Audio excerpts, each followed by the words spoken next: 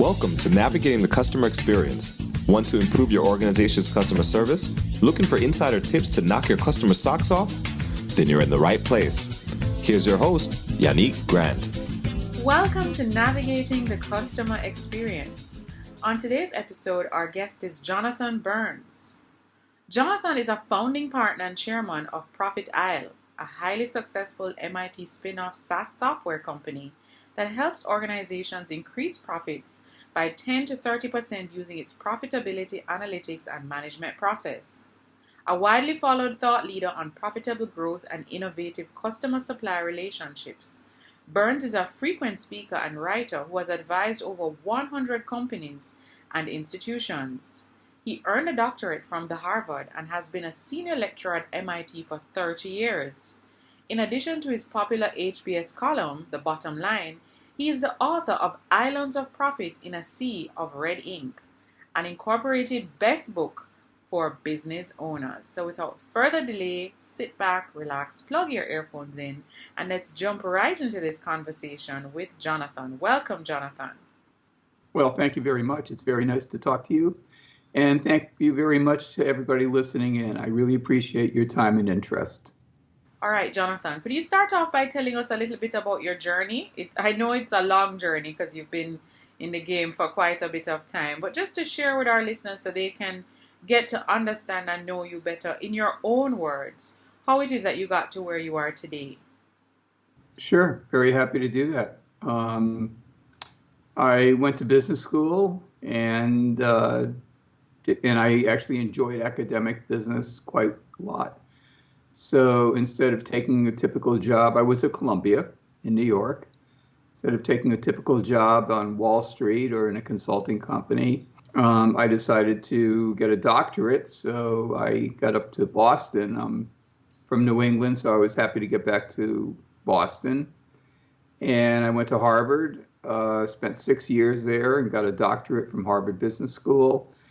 And after that, I developed a consulting business where I helped a number of companies do very, very innovative things, which I found very satisfying. After I had achieved a degree of success in consulting, I got very reinterested in academics. So I connected with MIT and they asked me to teach a course there. And I've been doing that for 31 years now. In addition, I continued my consulting business, but I shifted over. When I was doing consulting, I was very unhappy with the way that profitability was measured in companies. The typical way is to sort of pile up all the revenues and pile up all the costs and see which one is bigger. And if it's bigger, revenue is bigger than costs, you have a profit. And if the opposite, you have a loss. The problem is it tells you whether you're profitable, but not where you're profitable. And so I couldn't really take apart a company and understand where it was making money. So I developed back in the 1980s a new way to do this. I thought about it, and it seemed to me that it's a transaction. So if I go into a store and I buy 3 pencils, an eraser, and a ruler, that's 3 transactions. And if I could understand the profit and loss on each of those and I could characterize each one, then I had sort of a good starting point. And so we figured out a way to do a profit and loss statement on each of them with probably over 95% accuracy. And then each one could be characterized. I knew the customer, I knew the product, I knew the store, and so on. So I could put it in a database and figure out exactly where the company was making money and where it wasn't. Mm-hmm. So when I did the first one of these back in, I think, around 1987, using very rudimentary computer and database program, nowhere near what we have now, what I saw was that about 10% of the company was making, and this is a very successful company, making 150% of the reported profit. Mm-hmm. I couldn't believe it. And then I looked at where the losses were, and about 20% of the company, the customers and the products, were taking away at least half of that. I was really astonished. And then the other half of the company was making no money. And I just couldn't believe it. So I brought it back to my colleagues at MIT, and I said, this is unbelievable, and I don't believe it, but the numbers, I think, are correct. And so everybody said, yeah, we don't believe it either. And they went through the numbers, and they said, but the numbers are right. And since then, I've done that with over 100 billion, with a B, $billion in client revenues, and it always shows the same pattern. So with that understanding, I did two things. Number one, we took that rudimentary software and over the years made it better and better so that we're now running on the Google Cloud with tens of billions of dollars of client revenues every month under analysis. And we always see the same thing. And number two, I recently wrote a book called Choose Your Customer, which will come out next week, where I talk to companies about how to focus on where they're making money and how to integrate in the changes coming up in the environment from competitors like Amazon and others so that they know where they should head and how to choose the right customers, align their resources, and structure and manage the company so that they can win in this new environment. Because if they go on with what used to be the success factor, which was having a lot of revenues that were a mishmash of everything to everybody, when highly focused competitors like Amazon are coming in, they're going to lose their shirts. And in fact, that's the reason why so many companies have gone bankrupt, frankly, in the past, 3, 4, 5 years, because they couldn't adopt. They kept trying to be what they used to be 20, 30 years ago, in the face of these much more focused competitors. And I'm really here to say that that by doing the right thing, even in the presence of Amazon, and especially in the presence of Amazon, you can make a fortune. But you have to figure out where you want to be and how you're going to get there. And you have to decide what you want to do and what you don't want to do. Right. So that's basically the long and short and uninteresting story of my life and how I got to where I am. It's very interesting. Thank you for sharing, Jonathan.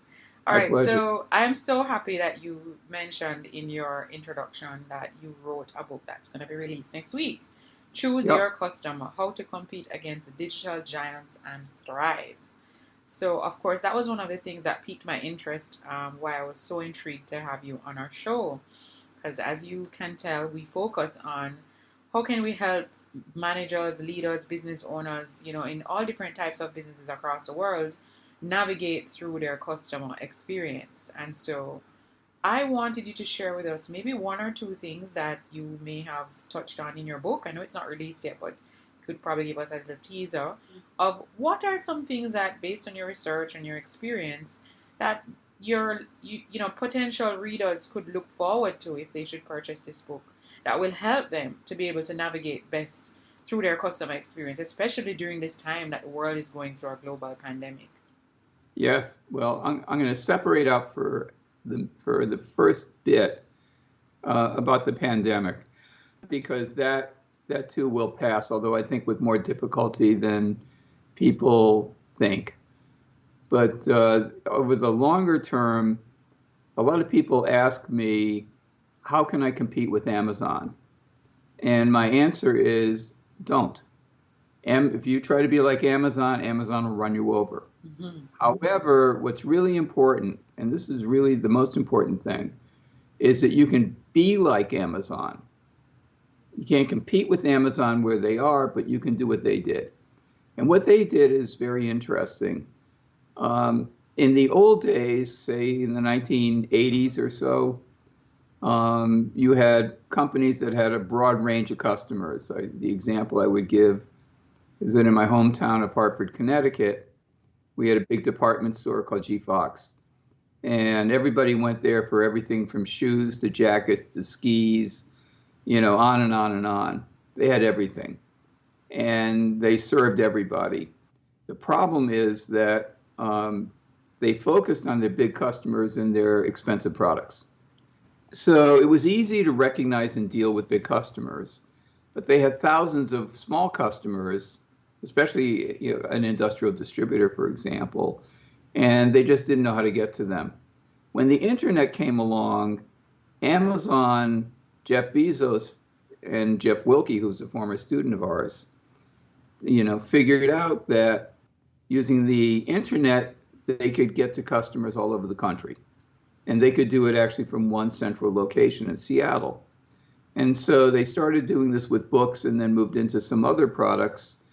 And they figured out that they could look at the order patterns of customers and figure out who they are, and then serve them the sort of products that they thought they'd like. So when I go onto Amazon, it says, hi, Jonathan, here's what you ordered. And, if you like that sort of thing, here are 5 books you might like. And they're usually right. So they were able to use the customer information to target the market and to break up this sort of monolithic, homogeneous market that G. Fox used to serve. But Amazon only does one thing well. Same thing with Google, Apple, and all the rest of them. And that is they have, think about it, arm's length services to small customers in a very smart, information-rich, highly automated way. So they took the customers that nobody wanted back in, 20 years ago, and they figured out how to make a science out of making them happy. And that's what Amazon did. And I think anybody who tries to do that in competition with Amazon, unless they're Walmart, they're going to have a real problem. However, that leaves a wide open playing field for other companies to do things that are more specialized and customized, typically somewhat higher service. As I'll give you 2 examples. Number one, imagine that you're, a small shoe store in my hometown of Lexington, Massachusetts, just outside of Boston. We have Michelson shoes. They would have trouble competing, and generally, but they became expert at working with marathon athletes. We have a lot of athletes in this area, fitting the shoes and giving them just what they needed. And those people will never go to Amazon because they need some special attention. So that's a local in-town corner store that's competing as Amazon did. It figured out 3 things. Number one, who are my customers? They chose their customers. Number 2, they aligned their resources, all their information, all their advertising, to go after those customers and not be distracted by everybody else.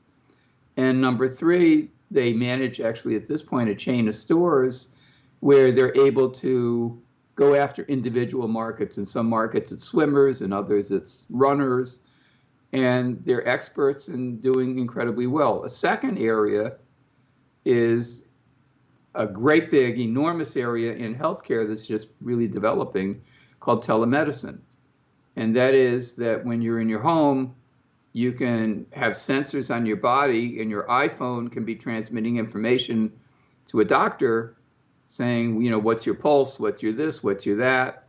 And it's sensitive to the point where they can actually diagnose schizophrenia from a distance in your home. And they can treat you in your home.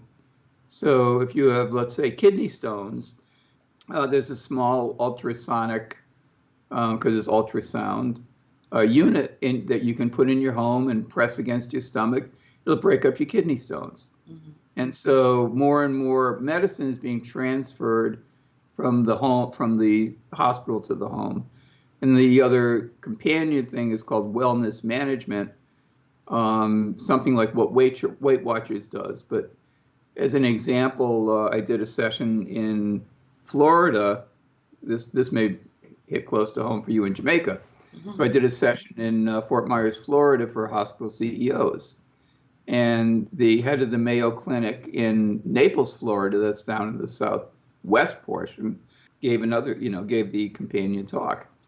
And he said that their biggest health problem in South Florida is little kids drowning, because everybody has a backyard pool. Number one thing they can do for community health is to teach the little kids drown proofing, not swimming, but get to the side and get out. And that's more important than all the heart attacks and strokes in South Florida combined in terms of health outcomes. So moving into that, I have a former student who just became president of a company that makes what are called infusion pumps. So if you need chemotherapy or pain medication, it'll drip the right amount into your body. And they are very software dependent because the amount that you drip is a function of how sick you are and how your body is responding. It's very complicated. Mm-hmm. But they have units that can be run to the home and in the home. And they've grown to about $100 million self-funded in about 5 or 6 years. So there are tremendous opportunities if you number one, know your market and it's defensible. And number two, align your resources not to get distracted. And number three, manage the business so that you have what I'd call pounds per square inch of market power. Mm-hmm. And it really means doing what Amazon did, which is figuring out a good place to be and sticking to your knitting. And if you think about the great companies of our era, think about Walmart, think about Federal Express, think about Southeast Airlines, think about JetBlue, they all did the same thing. Mm-hmm. They figured out who they were and they stuck with it. And they just made it better and better and better. Of course, you have to be a little bit careful because your aiming in 5 years may not be as lucrative as it once was. There may be product developments and other sorts of things, but you can factor that into your decision. So I think for me, that's the most important key to success. And companies that try to be everything to everybody and they can't turn down, $1 in revenues that doesn't fit, they're the ones that are going to have trouble. Agreed. Totally agree. All right. Thank you so much for sharing, Jonathan. Now, Jonathan, could you share with us what's the one online resource, tool, website, or app that you absolutely can't live without in your business? That's a little hard because we write all our own software. I'd say immodestly, go to chooseyourcustomer.com, and that's our book website, and you have an introduction and a sample chapter that explain how to do what I just described. Okay. So that's the number one. I think beyond that, I read the New York Times, the Washington Post, and the Boston Globe for sports about 8 times a day. And that's about it. Okay, could you share with us maybe 1 or 2 books that have had the biggest impact on you? It could have been a book that you read many years ago or even a book you read recently, but it really has had a great impact on you. Yeah, that one is easy. Probably the most important one I have read is called Stumbling on Happiness by Daniel Golden. He's a professor of social psychology at Harvard. Mm-hmm. And when my younger son was at Harvard, he took his course that the students called Happiness 101. And he actually does a study of all the studies of what makes people happy. And that sounds like a crazy thing to do, but it's really, really fascinating. Mm-hmm. So, I've spoken, in front of for a variety of groups. And one group I speak in front of about once every year or two, cancer patients, for family reasons. Right. And what I say to them is that in this book, one of the studies that he's really cites is a study that says that if something really bad happens to you, you have a terrible car accident, you lose a relative, just imagine the worst things that you could imagine. You become quadriplegic, then you think the world's coming to an end. Within 3 or 4 months, you're back to your base level of happiness.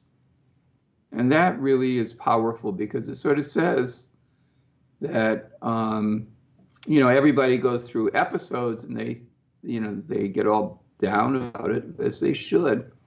But then, you basically can say one foot in front of the other, and, I'm going through the valley of the shadow of death, but I will climb out of it. And I will be as happy as I ever have been. And I think that for me, that's a very, very important and affirming thing to think about. And I think that, everybody, especially in this pandemic, has things, that are very difficult and consuming and concerning, but you will get over it. The other one that, I always go back to and reread at least once a year. I've done this since I was in graduate school. Is a book called The Structure of Scientific Revolutions by Thomas Kuhn, who was an institute professor at MIT. He's a historian of science. And he looked at the scientific method, basically, which says you do an experiment, you get a result, you do an experiment, you get a result, and that's how you develop knowledge. And when he looked at some, really important leaps forward in science, he said that's not the way it works at all. In fact, what happens is that there's what he called a paradigm, which is an explanatory model of how, a particular part of science works, whether the sun rotates around the earth or the earth rotates around the sun, or, any scientific area. And there's a way that people think about it. And if you come up with evidence that says that that's wrong, you don't throw it out. You ignore the evidence and you keep going as if it never happened. And what counts as good science is stuff that moves that basic idea forward. And then every once in a while, you have so much evidence, people still don't change. But somebody will come up with a new theory that explains all the old results and explains all of these so-called anomalies. And then the paradigm flips. But it doesn't happen all at once. People who are older, embedded in the paradigm, won't change. It's like wandering the desert for 40 years. And, sooner or later it changes, and then you get the same progression. So it's almost like, step by step climbing a ladder.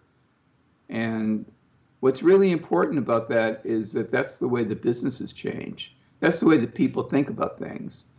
So if you have a business that's operating in a certain way, as I described before, you have a company that's, selling everything to everybody. It's going to be especially if they've been successful, you can't just show them evidence that they're losing money here and there. They're going to keep trying to do it. And that's why, a lot of industries like retail, up to half of all the retailers in the country went bankrupt because they just couldn't change. And then you have Amazon, a brand new company, coming in and eating their lunch. I think that those are the two books that meant the most to me. Awesome. Thank you so much. All right, Jonathan, could you share with us what's one thing that's going on in your life right now that you're really excited about? It could be something that you're working on to develop yourself or your people.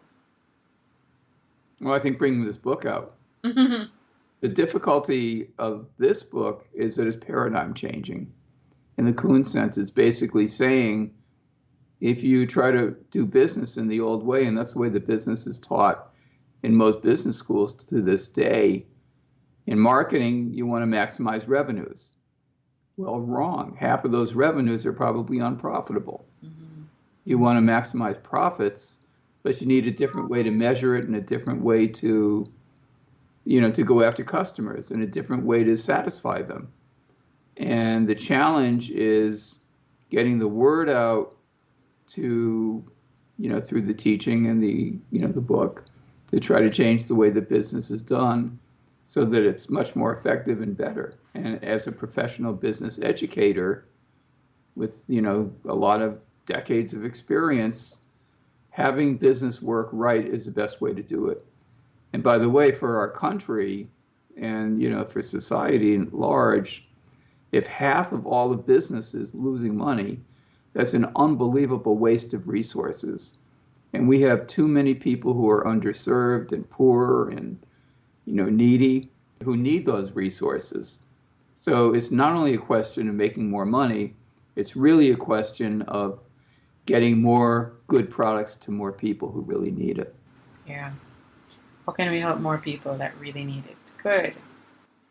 All right, Jonathan, our listeners would have tapped into this episode and they're really intrigued by your new book that's coming out, as well as, all the work that you've been doing, and they'd like to follow you on your journey and just connect with you further. Where can they find you online? Well, I think the best place to be, I don't do social media. I'm too old-fashioned for that. But I have, I think, 7,000 or 8,000 people, who follow me on a mailing list. The best thing is to go on to chooseyourcustomer.com, and we have sort of articles and other things that are news. That would be the best place to do it. Okay. So we'll have the link for our listeners in this episode for them to tap therein. Now, sure. Before we wrap our interviews up, we always like to ask our guests, do you have a quote or a saying that during times of adversity or challenge, you'll tend to revert to this quote? It kind of helps to get you back on track or to get you refocused. Do you have one of those? Yeah, one foot in front of the other. Mm. All right. And sooner or later you'll go back to your base level of happiness. Yeah. If you're a happy person, you get back there. If you're not a happy person, then you need to work on your happiness. True. One foot in front of the other. One foot in front of the other until you get there. All right. Excellent. Well, Jonathan, thank you so much for taking time out of your very busy day today to hop on our pleasure. podcast and share all of these great insights. Share some of the wonderful things we can look forward to in your book that will be released next week, Tuesday, May 11th. Yes? Yep, that's right. We're all excited and we'll definitely be tapping into that great resource. So just really wanted to express our greatest gratitude and appreciation again to you for taking time to share with us today. Oh, it's my privilege and pleasure. And thank you so much for inviting me. And so many thanks to everybody who's listening and for your time and interest. Thank you. Just want to remind our listeners that if you'd like to follow us on Facebook, please hop onto Facebook and join our private Facebook group, Navigating the Customer Experience Community, or follow us on Twitter at NavigatingCX.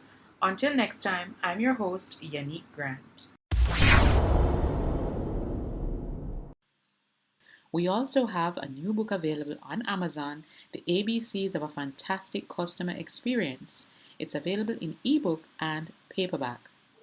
So if you want to increase revenue in your organization, build a stronger service culture, and create employees or develop employees who are really mastering service delivery in your business, you need to grab a copy of this book. Until next time, I'm your host, Yannick Grant. Thanks for listening. For more awesome resources to take your customer service game to another level, head over to navigatingthecustomerexperience.com. See you next time.